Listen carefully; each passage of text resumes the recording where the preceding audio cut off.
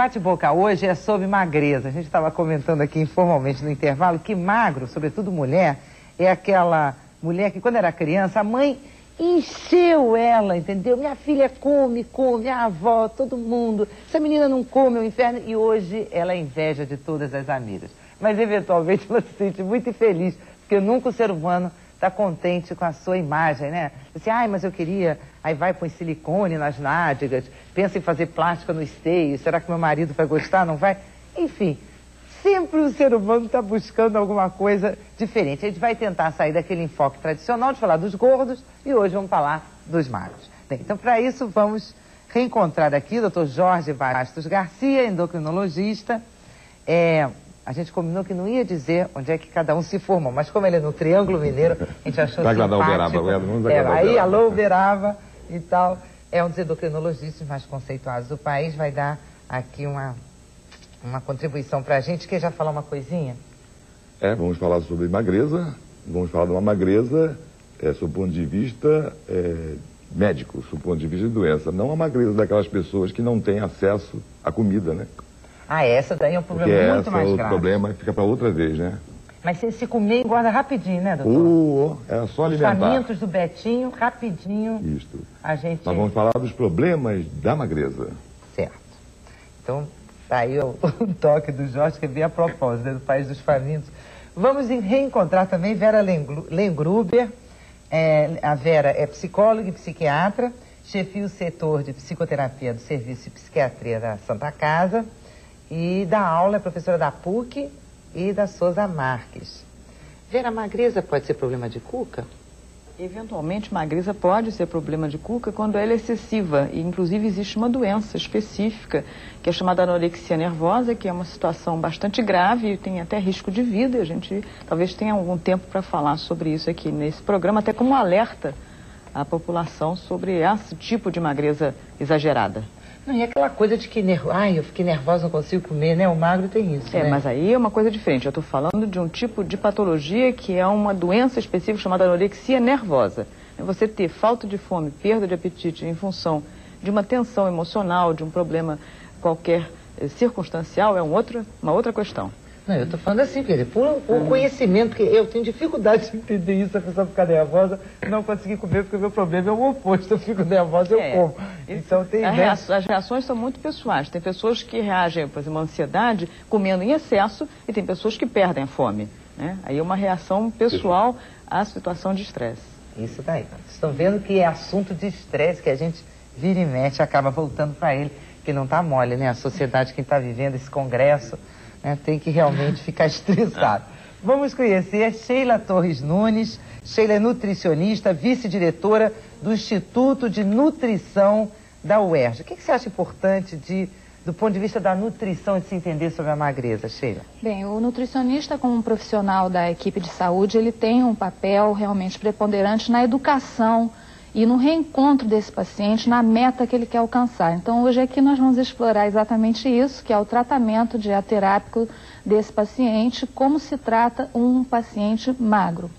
Certo, atenção, não é para perseguir ele, gente. O homem pode ser magro, a gente tem que saber lidar com isso, não é isso, Sheila? Vamos conhecer Fábio Amed.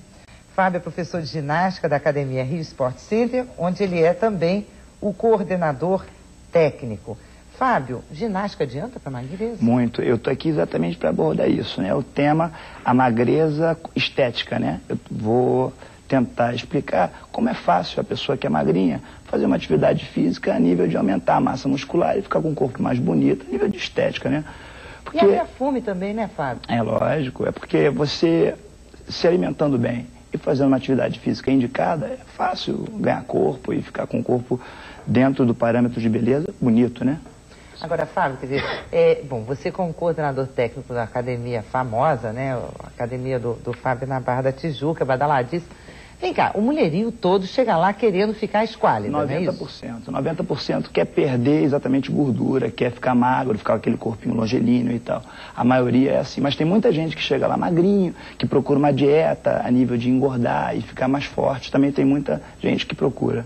Agora, uma curiosidade, como que o professor de ginástica lida com esse sonho quase sempre muito distante da possibilidade real Olha, pacientes? mas o mais interessante, que na nossa profissão, a coisa que nos deixa mais felizes é exatamente ver uma pessoa que entrou na academia, obesa e tal, triste, né, querendo emagrecer, ou então aquela magrinha que quer ficar forte e tal, conseguir chegar a esse resultado, conseguir o objetivo dela. É a coisa que deixa a gente mais feliz e cada vez mais a gente vai tentando melhorar essa pessoa. Quer dizer, dentro do biotipo da pessoa, exatamente, né, Fábio? dentro do biotipo, eu tô querendo lógico, ressaltar, né? porque as pessoas acham que vão ficar igual àquela fotografia daquela modelo. E nem sempre é uma pessoa forte, com músculos, então é uma pessoa saudável. Às vezes uma pessoa magrinha é uma pessoa que tem muito saudável, tem um condicionamento aeróbico muito bom. Por exemplo, os corredores, né, de maratona, os ciclistas, né, de grandes distâncias, são pessoas super saudáveis e que são magrinhas. Por quê? Porque a atividade delas exatamente diminui a massa muscular. Então, falando a mania, eu queria passar para a Vera uma pergunta. Vera, você acha que o anorético ou a anorética é mais frequentemente um ex-obeso que de tanto se empenhar em emagrecer acabou, ou por remédios, ou por um mecanismo psicológico, chegando à anorexia, ou ao contrário, é uma pessoa magra, mas que é obcecada por isso e aí chega também à anorexia? Olha, foi interessante você falar o anorético e depois passar para a anorética, porque a questão é que a grande maioria dos pacientes com anorexia é do sexo feminino. A maioria, assim, mais de 85%, quase 90% é do sexo feminino, inclusive numa determinada faixa etária, quer dizer assim, numa faixa entre 17 e 30 anos de idade, onde se concentra a maior incidência desse tipo de problema, e não está vinculado ao fato de ter sido obeso ou não ter sido obeso. É como se fosse uma ideia fixa a respeito da alimentação. A pessoa fica super preocupada. O anorético, quer dizer, que tem anorexia nervosa, ele não come, mas ele é obcecado, só pensa a respeito de comida. E muitas vezes esse sintoma é alternado com o que a gente chama de bulimia nervosa, que é, de repente, a pessoa entrar num excesso de comida e aí come, em um pequeno espaço de tempo, comidas engordativas, excessivas, e aí se sente culpadíssimo, então passa a provocar vômitos, ou tomar purgantes, ou diuréticos, ou fazer alguma coisa agressiva para poder se livrar da culpa, daquele peso de ter comido demais. Então você encontra a correlação de uma situação ou outra, mas as duas situações são patologias, quer dizer, anorexia nervosa e bulimia nervosa. Não tem a ver com magreza e gordura. Agora, tirando esse caso assim que é um pouco mais radical, a pessoa magra, assim, de natureza magra, é sempre uma pessoa tensa ou não tem relação? Não, existe uma coisa chamada biotipo, ou tendência constitucional, herança familiar, genética. A gente não pode esquecer isso. As pessoas nascem com certas tendências. Às vezes você vê uma família de pessoas gordinhas, a pessoa, infelizmente, vai ter uma probabilidade muito grande de herdar a tendência a ser gordinha. Uma coisa que tem a ver com a herança, como nasceu de cabelo escuro e não cabelo claro, o olho escuro não de olho claro, ou vice-versa, entende? Então, existe algo que tem a ver não só com a tensão emocional, mas com a sua carga genética também. Bom, mas aí eu queria passar agora para a nutrição. O magro, ele come pouco, né, Sheila? Isso não tem conversa fiada. Não, tem existem... biotipo, tudo bem, mas ele sente pouca fome. Entre as causas realmente da magreza, a primeira apontada realmente é a questão do acesso ao alimento, né? Para nós é importante delimitar em que momento está esse magro. Na maioria das vezes, quando você consegue pegar um paciente até a idade de 25 anos, a recuperação realmente você consegue recuperar esse paciente. Mas uma das causas é que ele ou tem qualidade da dieta equivocada ou a quantidade também. Em relação também à atividade física que ele exerce, talvez aquilo que ele esteja consumindo não seja o suficiente para aquilo que ele vai normalmente gastar. Então, por isso a importância de se estudar profundamente qual a causa dessa magreza. Isso é o primeiro passo para nós, através de provas bioquímicas, através do exame clínico, onde realmente vão ser observadas a estrutura óssea, a composição daquele organismo, a distribuição daquele organismo. E outros fatores também são importantes, e especificamente na nossa atuação, que seria o levantamento ou a anamnese alimentar. Isso poderia ser feito não somente de um dia, mas existem vários sistemas de você verificar isso, o que essa pessoa ingere. E depois dessa avaliação, nós também fazemos a avaliação do estado nutricional para aí sim traçarmos um plano respeitando os hábitos alimentares deste paciente, os seus horários, procurando encontrar uma fórmula de que ele possa ter um acesso mais saudável, respeitando fundamentalmente aquele instrumento que o nutricionista carrega a vida inteira, que são as leis da nutrição, que é a lei da quantidade, da qualidade, da harmonia e da adequação. Uma dieta, quer ela em qualquer situação, deverá respeitar principalmente esses princípios. Aham.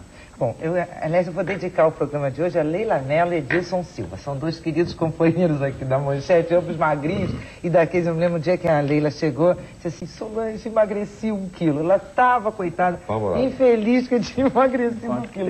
E Edilson é o nosso editor, que edita o compacto do Bate-Boca, que é reprisado nos dias seguintes à noite. Beijinho especial. Presta atenção, Edilson, você pode ser um magro feliz. Vamos lá, Jorge, como é que você faz quando o paciente chega no teu consultório e...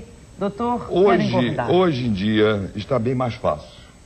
Hoje em dia, eu estava conversando com os meninos, existe um aparelho que foi lançado nos Estados Unidos, que é um aparelho de bioimpedância, que através de uma corrente eletromagnética, você é capaz de detectar o percentual de gordura do corpo, o percentual do músculo e o percentual de água do organismo. Aquele negócio de academia, né? Não é aquilo, não. É outra coisa. Aquilo não tem valor científico para nós. Existe até um aparelho que você dosa, mede local. Hoje em dia, para nós médicos, só tem o valor, não é aquele aparelho que medindo... Como é que chama aquilo? As dobras de gordura, não é. É um aparelho que saiu novo, que agora facilitou isto para a vida nossa, tanto para o lado da obesidade quanto para o lado da anorexia.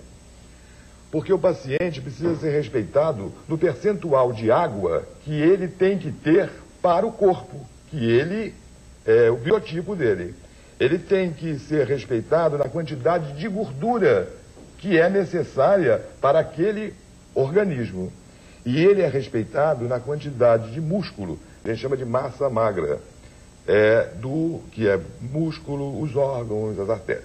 Então, você segurar aquela... você hoje orienta o paciente, mas nesse sentido, e faz sempre uma avaliação bioquímica, que agora também é bem mais moderna. Antigamente, se o paciente chegava, a gente tinha que pedir o exame para o paciente fazer em jejum, daqui a quanto tempo, demorava tanto. Agora não, o paciente chega no consultório, você dá-lhe um tiro no dedo, tira 3 amostras de sangue, bota no computador e em 20 segundos... e em 20 segundos você tem uma avaliação de glicose, proteína, lipídio, triglicerídeo. Você vê quem é o paciente. Dali você vai conversar com ele.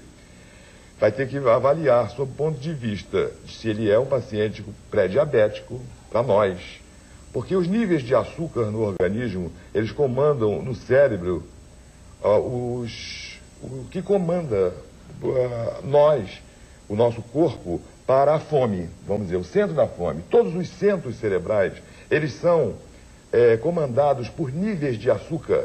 A hiper e a hipoglicemia causam uma variação na sua vontade de comer ou não comer. Já me falaram isso, que aquele bombonzinho que você deu, aquela mordidinha, pode ser um arraso numa dieta. Olha, o bombom já deu confusão com esse negócio de chocolate que eu ando falando por aí, né? Você sabe disso.